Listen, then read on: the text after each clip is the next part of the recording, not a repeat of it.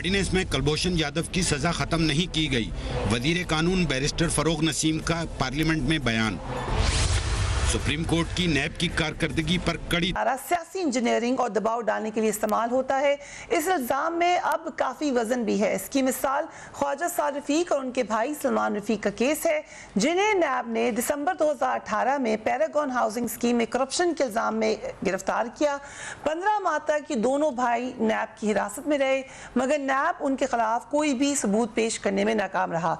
आखिरकार 1 साल से ज्यादा अरसे तक गिरफ्तार रहने के बाद जमानत मंजूर हुई। सुप्रीम कोर्ट ने इस हवाले से जो तफसीली फैसला जारी किया है वो कौम की आंखें खोलने के लिए काफी है। इस फैसले में नैब को आईना दिखाया गया है। उसकी कारकर्दगी पर चेयरमैन नैब से कड़े सवालात भी किए गए हैं। मुस्लिम लीग नून इस फैसले को अपने मौकिफ की फतह करार दे रही है। साबिक वजीर आजम शाहिद खाकान अब्बासी ने कहा कि नैब केसेस का मकसद सियासी रहनुमाओं की तौहीन और उन पर दबाव डालना है। ये वही बातें हैं जो हम पिछले 2 साल से कर रहे थे। आज सुप्रीम कोर्ट ने अपने फैसले में वो बातें लिख दी हैं। यानी ना आपको कानून की परवाह है, ना आपको अखलाकी कदरों की परवाह है, ना आपको इंसानी कदरों की परवाह है। ये सुप्रीम कोर्ट ने नैब की हकीकत लिखी है अपने फैसले के अंदर। ख्वाजा साद रफीक के खिलाफ नैब केस इंसानी हकूक की खिलाफ वर्जी की बदतरीन मिसाल है। सुप्रीम कोर्ट ने अपने फैसले में नैब पर कड़ी तनकीद की और नैब कवानीन पर सवाल उठाए हैं। जस्टिस मकबूल बाकी ने फैसले में जो बातें लिखी हैं उन पर एक नजर डालेंगे। तमाम महजब माशरों में मुजरिम करार देने के बाद सजा शुरू होती है। जब तक ट्रायल के बाद सजा ना सुना दी जाए मुल्जिम बेगुनाह तस्वुर होता है। नैब कानून कहता है कि तफ्तीश जल्द मुकम्मल की जाए और 30 दिन में रेफरेंस का फैसला हो, मगर नैब मुकदमात में महीनों और सालों तक तफ्तीश मुकम्मल नहीं होती। और भी बहुत सारे पॉइंट्स हैं, हम कई दिनों से डिस्कस करें। आज I am very honoured to say कि हमारे साथ former prime minister Shahid Khaqan Abbasi साहब भी मौजूद हैं, former interior minister Ahsan Iqbal साहब भी मौजूद हैं। Thank you so much to both of you. क्योंकि आपकी पार्टी अब इसको एक काफ़ी कह सकते लिटमस टेस्ट बना के पेश करी है, सो करें क्या शाहिद खाकान साहब? अगर ये अब सुप्रीम कोर्ट की ये आई हैं बातें या ये कमेंट्स, सो उसकी रोशनी में क्या किया जा सकता है? नहीं, ये लिटमस टेस्ट नहीं है, ये सुप्रीम कोर्ट का फैसला है। ठीक, ये वही बातें हैं जो हम 2 साल से कर रहे थे और आप लोग मानते नहीं थे। आज सुप्रीम कोर्ट ने मान ली और लिख दी है। मैं आपको कुछ पढ़ के सुना दूं? जी श्योर, मेरे पास मैंने सारी पढ़ी नहीं थी अभी। NAB's conduct throughout this case is a clear manifestation of their utter disregard for law, fair play, equity and propriety. यानी नैब को ना कानून की परवाह है, ना इंसाफ की परवाह है, ना किसी की इज्जत की परवाह है और ना ही उन लोगों की शर्म और हया है। प्रोप्राइटी शर्म और हया को कहते हैं, महजब नहीं है ये जी। और मैं आगे पढ़ूं, आप यकीन करें किसी भी जमहूरी मुल्क में जहां पर इंसाफ की रत्ती बाहर हो, ये फैसला पढ़ने के बाद हुकूमत को अवाम के सामने तौबा मांगनी चाहिए और नैब के चेयरमैन को इस्तीफा देकर नैब के दफ्तरों को बंद कर देना चाहिए। दिस इज द सॉल्यूशन के बंद कर देना आपको? बिल्कुल, नैब का सॉल्यूशन हम तो पहले से कह रहे हैं, लेकिन आप इसको अगर पढ़ लें ना, इसको पढ़ लें कि जो बातें लिखी हैं वो इतनी खौफनाक हैं। मैं आपको ये सुप्रीम कोर्ट के जज लिखते हैं, 2 जज, there is only one fundamental right in the constitution 1973 which is unconditional, inviolable and cannot be circumscribed under any circumstances। यानी एक चीज पे कोई सौदा नहीं हो सकता, उसकी कोई दो राय नहीं है। This is the dignity of man and one of the grave consequences of pre-arrest confinement। 70 दिन मैं रहा हूँ, 40 दिन ये रहे हैं और आप लोग 90 दिन शहबाज शरीफ रहा है, सब ने काटी है। Is the humiliation and disgrace resulting from such arrest for not only the accused but also his family and persons attached to him. Arrest causes irreparable harm to a person's reputation and standing in society, often subjecting him to hate, vitriol and infamy. In today's age of a robust print and electronic media, arresting an accused and leveling allegations against him gives rise to a vicious campaign of whispers and murmurs where the accused and his family are subjected to humiliation, embarrassment, and agony. It thus irrevocably jeopardizes a person's dignity, subjecting him to physical and psychological repercussions concomitant with life in prison. Often a person in custody loses his job and also prevented from preparing his defense. The burden of his detention frequently falls heavily on the innocent members of the family. More often than not, people do not differentiate between arrest before conviction and that after conviction. और उसको उन्होंने ख़त्म किया, until we create a culture of transparency, liberty, civility and democratic values, our desire for peace and order shall continue to elude us. और to borrow from Habib Jalib, जुल्म रहे और अमन भी हो, क्या मुमकिन है तुम ही कहो। इसके बाद क्या रह गया? चेयरमैन नैब सुप्रीम कोर्ट का रिटायर्ड जज है। अगर उनको ये बातें समझ नहीं आ रही तो फिर मैं दुआ ही कर सकता हूँ इस मुल्क के लिए। ओके, एहसन इकबाल साहब, एक तो उन्होंने कहा कि बंद कर दें, बिलावल भुट्टो साहब ने भी यही कहा कि खुद ही रिजाइन करके चले जाएं, लेकिन इसमें एक कानूनी तरीक़ाकार भी है जिसमें 2017 में तहरीक इंसाफ ने साबिक चेयरमैन नैब को हटाने के लिए रेफरेंस दायर किया था। आप लोग उस तरफ जा सकते हैं? देखिए, से मैं बात करूँ, ये चेयरमैन नैब की बात नहीं है। आप कह रहे हैं नैब कोई हमारा चेयरमैन नैब से कोई झगड़ा नहीं है, ये इस सारे निज़ाम पे एक फैसला है, ये बात याद रखें। देखिए, ये जो नैब का इदारा है ना, ये जनरल मुशर्रफ ने उस वक्त कायम किया था जब वो पॉलिटिकल इंजीनियरिंग करके अपने लिए एक सियासी जमात क्रिएट करना चाहते थे। आज 2020 में भी सुप्रीम कोर्ट के इस जजमेंट में यही फैसला दिया गया है कि इसको पॉलिटिकल इंजीनियरिंग के लिए इस्तेमाल किया जा रहा है। आज हुकूमत अपनी ऑपोजिशन की आवाज़ों को दबाने के लिए, हुकूमत मीडिया की आवाज़ों को दबाने के लिए, अपने लिए सियासी फ़वायद हासिल करने के लिए इस इदारे के सहारा लेके वो लोगों को जेल में डालती है, लोगों को हरासा करती है, लोगों को दबाव में ला के कोशिश करती है कि उनको मौक़िफ़ से पीछे हटाया जा सके। इसका हल, जैसे शाहिद साहब ने कहा, कि ये इदारा जिसका डीएनए ही पॉलिटिकल इंजीनियरिंग के लिए बनाया गया था, जिसका डीएनए ही लोगों को पॉलिटिकल लॉयल्टीज चेंज करने के लिए बनाया गया था, इससे आप खैर नहीं ले सकते। जो ज़रूरत है, अगर हम सब मानते हैं कि हम इस मुल्क में एहतसाब की हिमायत करते हैं, शफाफ होना चाहिए, कानून के मुताबिक होना चाहिए, मुल्क के अंदर जो इदारे हैं आप उनको मौसर बनाएं, उनको एम्पावर करें कि वो अपना काम बेहतर करें, और अगर ज़रूरत है तो शायद सब मिलकर एक नया ड्राफ्ट लॉ बनाएं, मुल्क के अंदर एक नेशनल एंटी करप्शन एजेंसी बनाएं कि जो एंटी करप्शन के खिलाफ काम करे। ये जो अकाउंटेबिलिटी का वर्ड है ना, ये एक पॉलिटिकली लोडेड वर्ड है।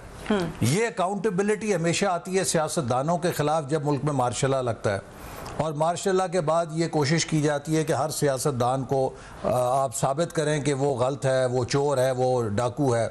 अब आप ये देखिए कि सरताज अजीज़ साहब जैसा एक बुज़ुर्ग और मुअज़्ज़ज़ शख्स, वो भी इस अजाब से नहीं बचा कि आपने तहैया किया कि इस मुल्क के अंदर किसी शख्स को, दयानतदार शख्स को, इज़्ज़तदार शख्स को इज़्ज़त के साथ रिटायर नहीं होने देना।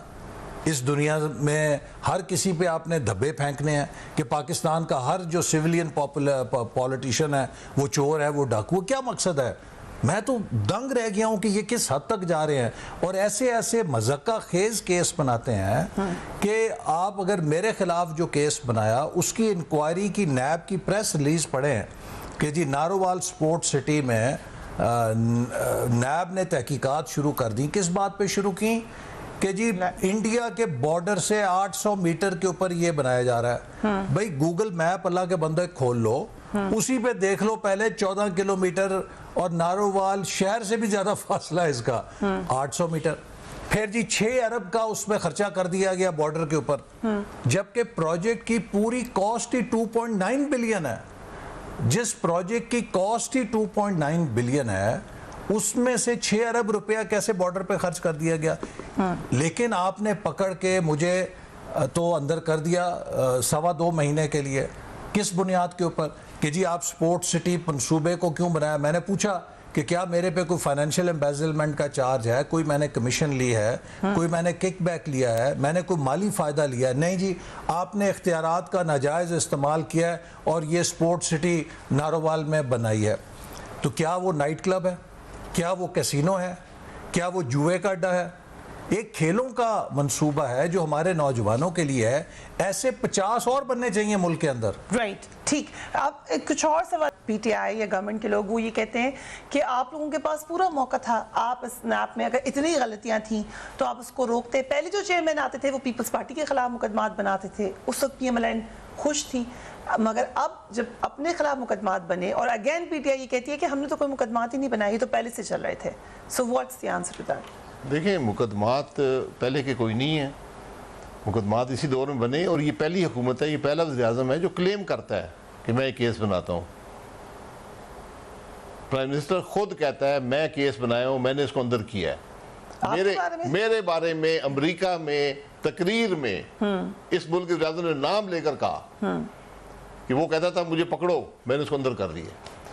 हमारे बार अभी असेंबली में आकर धमकियाँ दी हैं, एक दफा नहीं 20 दफा प्राइम मिनिस्टर कह चुका है। उसने एक बंदा रखा हुआ है, एक बंदा रखा हुआ है जो अकाउंटेबिलिटी कर रहा है। आज जी प्राइम मिनिस्टर ऑफिस में एक आदमी रखा हुआ है। ओके, ठीक है। क्या उसका नाम है? शहजाद अकबर।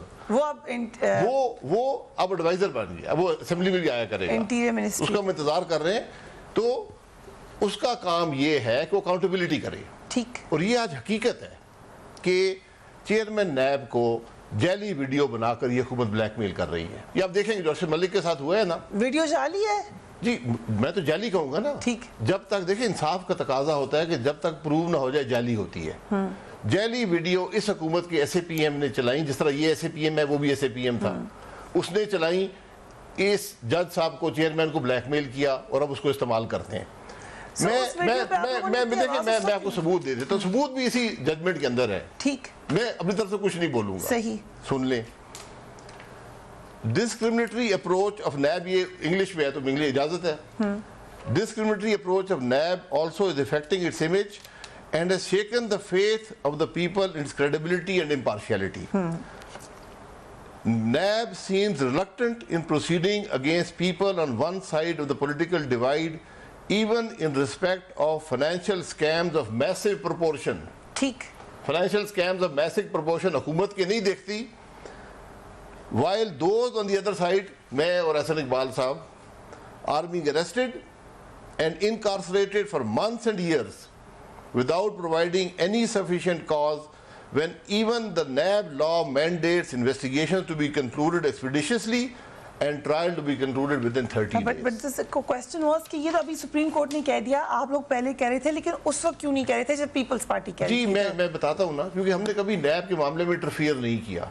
उस वक्त के केसेस देख लें, ये बिल्कुल हकीकत है। जिस तरह हसन इकबाल साहब ने कहा कि NAB बना था पॉलिटिशियन को कंट्रोल करने के लिए, तोड़ने के लिए, और उसे इफेक्टिवली इस्तेमाल हुआ। अगेन 10 इयर्स चलता भी रहा ना पीपल्स पार्टी में, पीएमएलएन जी 99 से आया और यहाँ तक कोई सियासी जमात, मैं आपको प्रोग्राम में 3 दफा पहले भी एक्सप्लेन कर चुका हूँ, कोई सियासी जमात इस कानून को तब्दील नहीं कर सकती अकेले, कंसेंसस से होता है। पीपल्स पार्टी के जमाने में शुरू हुआ डिबेट, क्योंकि जो इसको करने की कोशिश करेगा उस पर इल्जाम लगेगा कि ये जान बचा रहा है। हम जान नहीं बचाना चाहते, हम तो आज भी कहते हैं ठीक, ये भुगतना चाहते हैं, भुगत लें। हमने तो भुगत लिया ना, रहने दें आपको, कोई बात नहीं, रहने दें। 2 उसके असरात होंगे, ये सारे अंदर हो जाएंगे जो आज हुकूमत में हैं, ये सब जेल जाएंगे। तो आप उनको बचाने के लिए कह रहे हैं? मुल्क को बचाने के लिए, मैं मुल्क को बचाने की बात कर रहा हूँ। आज 2 चॉइसेस आपके पास, नैब रखें या मुल्क चलाएं। मुल्क जब तक नैब रहेगी नहीं चलेगा, कोई अफसर किसी कागज पे साइन करने को तैयार नहीं है। ठीक है, आज मुझे हुकूमत बता दे 2 साल में कोई काम कर सकी है? राइट, ठीक है। दूसरी बात मैं रही भी एक्सप्लेन आपको कर दूं, हमारे जमाने में एक कमेटी बनी, पीटीआई, पीपल्स पार्टी, नून लीग की, एक ड्राफ्ट डिसीजन हो गया कि अमेंडमेंट जो करनी है। उसमें जब ये पनामा आया तो पीटीआई और पीपल्स पार्टी भाग गई, उन्होंने कहा ठीक है ये फंसे, उनको फंसा रहने दें। उसके बाद जब फाटा का बिल आया, मैंने कोशिश की कि उसको रिवाइव करके उसको भी पास करवाया जाए। हमारे हुकूमत के आखिरी दिन थे, हमें बड़ा क्लियर मैसेज आया हाईएस्ट जुडिशरी से, अगर आप बिल को हाथ लगाएंगे इसको हम शूट डाउन कर देंगे। अब उसी दोपहर को राइट ये मैं पहले भी बता चुका हूँ, मुझे ज़ाती तौर पर पैगाम दिया गया, मैं वज़ीर-ए-आज़म था, कि अगर आप इस बिल को छेड़ेंगे, नैब के ऑर्डिनेंस को छेड़ेंगे, सुबह पास करेंगे तो दोपहर में उसको हटा देंगे, शाम को पास करेंगे तो सुबह हटा देंगे। ये इसकी हकीकत है। आज भी वक्त है, अगर आपने मुल्क चलाना है इस लॉ को अमेंड कर ले, नहीं चलाना तो फिर भुगत ले। ठीक है, अमेंडमेंट की आपने बात की, इसमें भी पूछूंगी कि इसको खत्म करना, देखिए बेस्ट हल है, इसको खत्म कर दें, नैब के इदारे को जिम कर दें, FIA में इदारा मौजूद है, इसको वाइट कॉलर और FIA को स्ट्रेंथन कर दें। ठीक है, ऐसा इकबाल साहब, एक और बात कही जाती है, हम अब डेविल्स एडवोकेट की बात कर रहे हैं, वो ये कि इदारा तो कोई भी पाकिस्तान में सही से काम नहीं कर रहा। आप PIA को देख लें, रेलवे को देख लें, पुलिस को देख लें, सब जगह रिफॉर्म की जरूरत है। इवन जमहूरी निज़ाम में आपको नजर आएगा कि उसको स्ट्रेंथन करने की जरूरत है। तो अगर कोई इदारा काम नहीं कर रहा तो उस इदारे को बेहतर करें या बंद कर दें, मसलन नैब। देखिए ना, नैब तो एक सुपरफ्लुअस इदारा था, मुल्क के अंदर एंटी करप्शन के इदारे तो मौजूद थे ना, FIA मौजूद है, सूबों के अंदर एंटी करप्शन डिपार्टमेंट्स मौजूद हैं। तो नैब ऐसा इदारा नहीं था कि जो पहले मुल्क के अंदर कोई इदारा काम नहीं कर रहा था तो उसके लिए उसे वजूद में लाया गया। ठीक। और अगर एक, जैसे मैंने कहा कि कोई सुपरलेटिव इदारे की ज़रूरत है कि जो मेगा करप्शन के पीछे जाए, तो फिर एक कंसेंसस के साथ नेशनल अकाउंटेबिलिटी एजेंसी के नाम पर या किसी और नाम से इदारा बनाया जा सकता है जिसका मैंडेट फिर ट्रांसपेरेंट अकाउंटेबिलिटी हो। ठीक। उसके पास पॉलिटिकल विच हंटिंग के इख्तियारात ना हो कि जिसको चाह पकड़ के अंदर कर दिया और उसके बाद, अब आप ये देखिए ना, ख्वाजा साद रफीक और उनके भाई जो हैं ये छोटे हैं 16-17 महीनों के बाद, मुझे बताएं कि इनके 16 महीने कौन लौटाएगा? इनके बच्चों को वो 16 महीने कौन वापस ला के देगा जब वो अपने वालिद से जुदा रहे? इसी तरह हमारे राजा कमरुल इस्लाम थे, एक यहाँ पे MPA थे, लाहौर में हाफिज नुमान थे, और बेशुमार शाहिद साहब ने काटी है, मिफ्ता साहब ने काटी है, हमजा अभी भी काट रहे हैं, अब शहबाज शरीफ साहब ने काटी है। अब आप लोगों को साल 2-2 साल जेल में डाल देते हैं, बाद में पता लगता है कि कुछ भी नहीं था, वो रिहा होते हैं, तो कौन जिम्मेदार है इसकी? किसी को? लोगों के बच्चों के रिश्ते टूट गए ड्यूरिंग दिस टाइम जी, कि वो लोगों ने कहा जी आपका तो बाप नैब में है, और यही कोर्ट कह रहा है कि आप उनको कंडेम पहले कर देते हैं, उनकी जिंदगी तबाह करते हैं, फिर उनको कहते हैं अब तो कोई एविडेंस नहीं मिला। आपको पता है कि नैब एक सियासतदान को कन्विक्ट कर सका है 20 साल में, ये बात आपको पता है? और वो भी जज अरशद मलिक से कन्विक्शन कराई गई। किसकी आपको पता है? किसी कन्विक्शन की थी जी, नवाज शरीफ साहब की, जज अरशद मलिक, जिसको निकाल दिया गया। ये एक नैब की कन्विक्शन है सियासतदान की 20 साल के अंदर। तोड़े हैं सैकड़ों सियासतदान, जिंदगी तबाह की है सैकड़ों सियासतदान। जिन लोगों ने प्ली बार्गेन ले ली, जिन लोगों ने प्ली बार्गेन, तो चोर है ना, मान लिया मैं चोर हूं, तो वो इसका मतलब है कि लोग थे जो करप्शन कर रहे थे। सारे केसेस ऐसे नहीं थे। बिल्कुल, इस मुल्क में हर शोबे में लोग करप्शन करते हैं, हर शोबे में करते हैं, लेकिन उनको कभी आप पकड़ते नहीं और कन्विक्ट नहीं करते। ठीक है, उनसे वो 1 अरब खा गया, 10 करोड़ उसने आपको दे दिया, आपने कहा ठीक है जी ये साइन करो, 10 करोड़ शायद उसे खुद भी जेब में डाल लिया हो, राइट, 100 अरब 1 अरब वो खा गया, जरूर डाल। अब उसको आप डीबार भी नहीं करते सियासत से। आज का कानून कहता है बेटा कल आगे फिर इलेक्शन लड़के आ जाना सियासत में। ठीक है, ये बड़ा इंटरेस्टिंग पॉइंट। लेकिन एहसन साहब जो अभी बात की उन्होंने कि कन्विक्शन नहीं हो सकी, जो नैब के चेयरमैन से जब मेरी भी मुलाकात हुई थी तो वो ये कहते कि मेरे पास कैपेसिटी नहीं है, मेरे पास वो महंगे वकील ही नहीं है, मेरे पास वो इन्वेस्टिगेशन के लोग ही नहीं है, मेरी कैपेसिटी बढ़ाएं। तो प्रायोरिटीज ठीक करें ना। मैं जब प्लानिंग कमीशन के अंदर था तो नैब का PC1 आया हेडक्वार्टर बनाने के लिए, तो उसके अंदर कैप्सूल लिफ्टें, उसके अंदर इंपोर्टेड मार्बल और टाइलें और पता नहीं क्या, जैसे 7 स्टार कोई oil company, multinational oil company का हेडक्वार्टर बनने लगा हो। तो मैंने कहा भी ये आप क्या कर रहे हैं? ये सरकारी दफ्तर है, you are an anti corruption agency, ये आप इतना पुरतायुश किस्म का ऑफिस बना के क्या करना चाहते हैं? मैं बताता हूँ, ये प्लानिंग के मिनिस्टर थे, मैं पेट्रोलियम का था। सबसे ज्यादा पैसा प्लानिंग करता है पूरे पाकिस्तान की प्लानिंग अगले अशरों के लिए। पेट्रोलियम सबसे ज्यादा पैसे कमाता है मुल्क के लिए, सबसे पैसे खर्च भी करता है तेल का कारोबार, तेल और गैस का कारोबार। हमारे मिनिस्टर के दफ्तर से बेहतर दफ्तर नैब के डिप्टी सेक्रेटरीज के हैं। डिप्टी डायरेक्टर नैब का दफ्तर हमारे दफ्तरों से बेहतर है। आप कह रहे हैं वो पैसा खर्च उधर कर रहे हैं। तो मकसद आपकी कैपेसिटी नहीं है तो आप उसको अपनी कैपेसिटी पे खर्च करें, बजाय ये कि अल्ले तल्ले ट्रांसपोर्ट का फ्लीट है। मैं नैब की कस्टडी में था तो वहाँ जो उनकी गाड़ियों का फ्लीट था, एक से एक नई गाड़ी, और वहाँ पर मैं देख के हैरान दंग रह जाता था। ये आप भी देखते होंगे जब वॉक करते थे नीचे गाड़ियाँ हैं, दफातर हैं, अपना आप प्रोसिक्यूशन को तादाद बढ़ाएं। ये है कि नैब फंसा हुआ है झूठे केस बनाने में। अगर नैब वाकई करे तो काम कर सकता है, लेकिन जब हुकूमत नैब को इस्तेमाल करेगी झूठे केस बनाने में, झूठा केस बनाने में तो 10 गुना 100 गुना ज्यादा मेहनत करनी पड़ती है, केस बनता नहीं है। राइट। आज तक किसी को आप कन्विक्ट इसलिए नहीं कर सके कि आपके पास एविडेंस नहीं होता। आप मेरे खिलाफ 2 केस हैं, कोई करप्शन का इल्जाम नहीं है, मिसयूज ऑफ अथॉरिटी है। यानी एक 17 ग्रेड का आईओ कहता है कैबिनेट का डिसीजन भी गलत था, प्राइम मिनिस्टर का डिसीजन भी गलत। तो ना कहना, अब ये तो फिर कोई भी किसी को पूछ सकता है। ये मतलब? तो रखे ना कि अगर कोई अकाउंटेबिलिटी का इदारा है तो जिसका इस्तेकाक है उसको पूछने तो दें। डज नॉट मैटर उसका ग्रेड क्या है, उसको हक ये नहीं ग्रेड है। बढ़ा दें उसका। आईन पढ़ा हुआ है किसी ने? अगर आप ये करेंगे तो कैबिनेट फैसले नहीं करेगी। तो आप कह रहे हैं ग्रेड बढ़ा दें, गाड़ियां कम कर दें। ग्रेड नहीं, थोड़ी अकल बढ़ाएं। ठीक, आप किस चीज को इन्वेस्टिगेट कर रहे हैं? ठीक, कैबिनेट डिसीजन को आप चैलेंज कर रहे हैं, प्राइम मिनिस्टर की अथॉरिटी को चैलेंज कर रहे हैं। देखें ना, मुझे कहते हैं मिसयूज ऑफ अथॉरिटी है, ठीक है। मैंने कहा मैं वजीर था जब आपने केस बनाया, ठीक है। मैंने कहा मुझे वजीर की अथॉरिटी दादे क्या होती है जो मैंने मिसयूज की है, ठीक, ये वो नहीं बता सके। ओके, आपने राइट। एक ब्रेक पे जाना है। एहसन साहब मुस्कुरा की बात कर रहे हैं। दूसरी तरफ एक एपीसी के हवाले से भी खबरें आ रही हैं, हुकूमत को कितना टफ टाइम देगी अपोजिशन। एहसन साहब आप बात करने लगे थे नैब के हवाले से, सोल्यूशन पे भी हमने बात कर ली, उस पर भी बता दें और फिर बताएं कि क्या इसको जवाब बना के हुकूमत के खिलाफ कोई तहरीक चला। देखिए ना, मैं एक चीज़ जो शाहिद साहब ने भी हिंट की कि किस तरीके से नैब इस वक्त मुल्क को जैम किया हुआ है। अब हमारे खिलाफ झूठे मुकदमे हैं, है कुछ नहीं।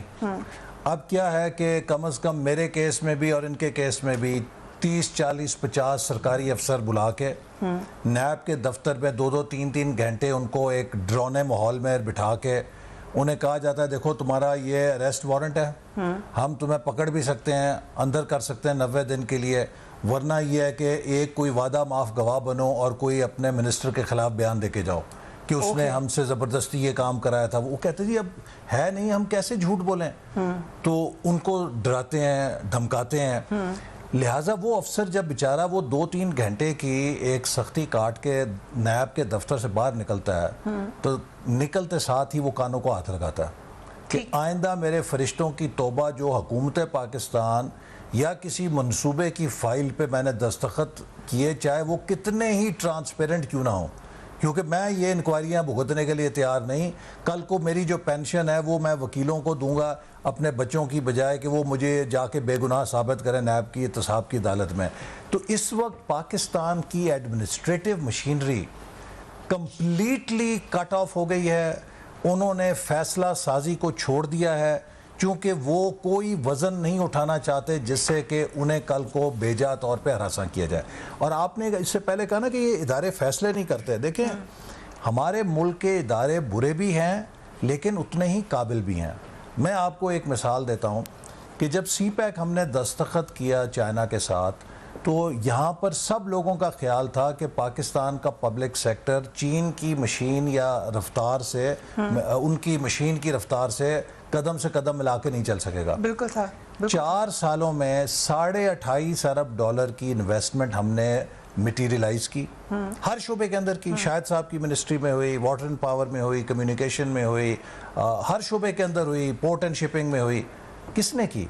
पाकिस्तान के अफसरों ने की, हमारी सिविल एडमिनिस्ट्रेशन ने की। आज जिसको हमने मुजरिम बना के, जिन्होंने बेहतरीन कारकर्दगी की, जिन्होंने वो मंसूबे कामयाब किए, आज आपने उनको पकड़ के नैब के अंदर बंद किया हुआ है, उनको इंक्वायरियों में डाला हुआ है। कल को कोई अफसर क्यों काम करेगा? 22 ग्रेड के अफसर, 35 साल की सर्विस है, काबिल लोग हैं, लायक लोग हैं, ईमानदार लोग हैं, उनको बुला के अब जलील करते हैं नैब के दफ्तरों में।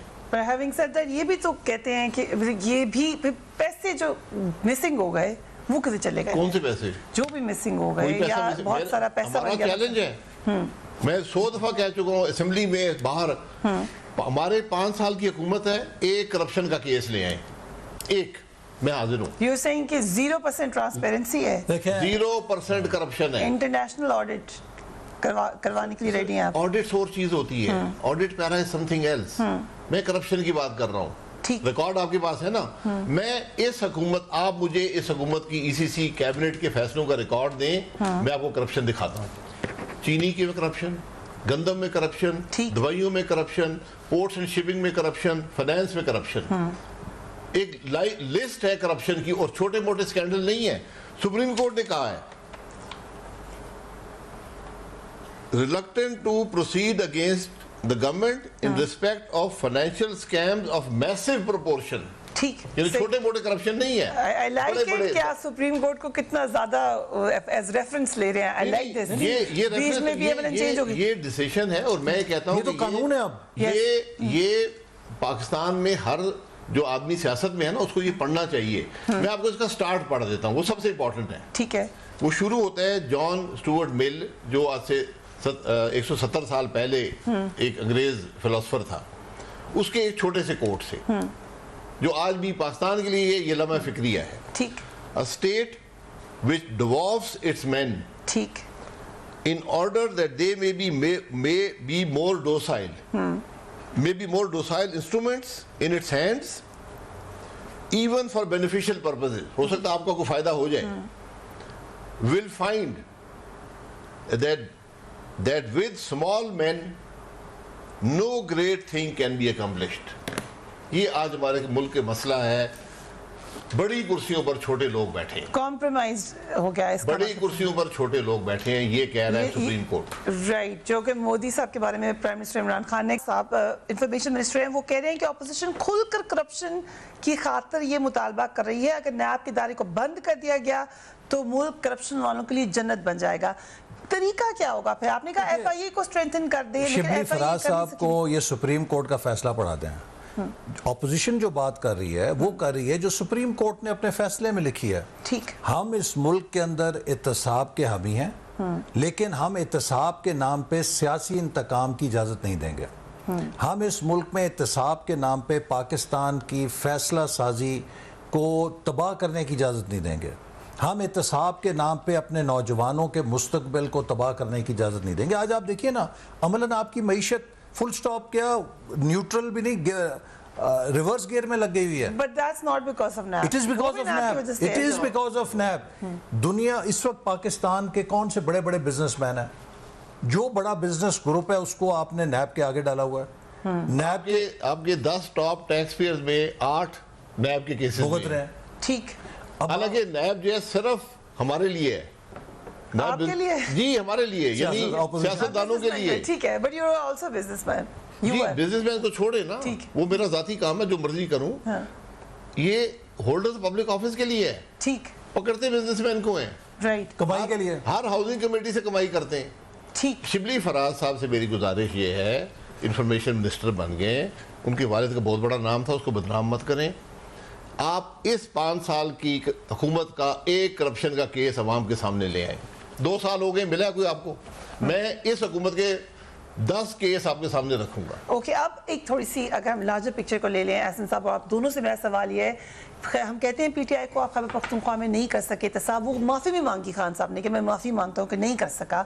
आप लोगों के हवाले से एहतसाब की ख़तरनाक कहानियाँ पीपल्स पार्टी सुनाती है, जो कि 90s में हुआ।